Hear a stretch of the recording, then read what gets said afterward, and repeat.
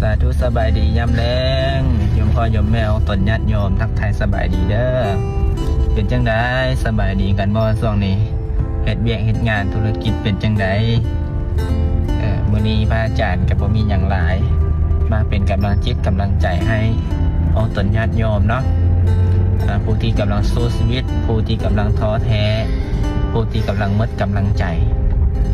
หากว่าได้ฟังคลิปนี้ได้ฟังเสียงนี้ถ้าได้แห่งบันดาลใจได้แห่งได้ข้อคิดกันถือว่าเป็นบุญเป็นกุศล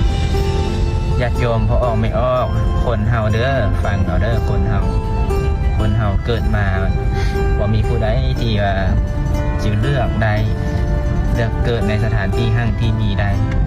ล้วนแล้วแต่ว่าเป็นบุญเป็นกรรมที่เฮาทำกันมาถึงแม้คนบางคนเกิดในครอบครัวทุกข์จนเกิดในครอบครัวทุกข์ยากแต่พอใหญ่มานะเส้นทางที่เราเดินเราสามารถเลือกเดินได้ว่าเราจะเดินทางเส้นใดในชีวิตคนเรานั้นมีอยู่2เส้นทางคือเส้นทางแห่งความดีและเส้นทางแห่งการกระทำในสิ่งที่บ่ดีถ้าเราเลือกทำในสิ่งที่ดีแล้วณปัจจุบันนั้นผลสำเร็จในอนาคตก็ย่อมดีผลสำเร็จที่รอข้างหน้าก็ย่อมประสบผลสำเร็จได้ไวดังนั้นจึงบอกญาติโยมหลายคนหลายท่านว่าปัญหาที่มันเข้ามาในชีวิตเรามีไว้ให้แก้แต่เราต้องมีสติและปัญญาในการแก้ไขปัญหาบ่ใช้อารมณ์ในการตัดสินสติปัญญาเป็นของคู่กันที่สามารถแก้ปัญหาได้ดังนั้นจึงฝากเป็นกำลังใจให้ออกตนญาติโยมผู้ที่กำลังท้อแท้หมดกำลังใจ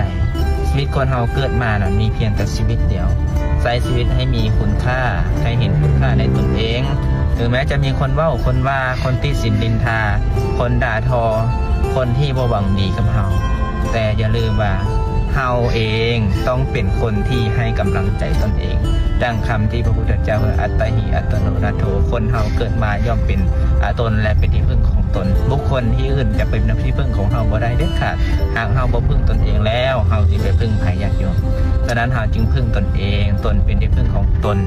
ยึดมั่นในคุณงามความดียึดมั่นในพระรัตนตรัยเพื่อเป็นแห่งพักบันดาลใจของเรานั้นให้มีกำลังต่อสู้ต่อไปพระอาจารย์เชื่อว่าหลายคนหลายท่านที่พบปัญหาที่เจอปัญหาอยู่นี้เชื่อว่าอีกบ่ดบ่นานหากเรามีกำลังใจสู้ต่อปัญหาเหล่านั้นก็จะหมดไปจังใดก็ฝากเป็นกำลังใจให้เด้อให้สู้ให้อดให้ทนเอาเนาะค่อยเฮ็ดค่อยเป็นค่อยไปชีวิตยังบ่สิ้นต้องดิ้นต่อไปนี่แหละคือชีวิตของคนเราที่ต้องได้ใช้ชีวิตในสังคมนี้เป็นเรื่องธรรมดาสู้ๆเด้อ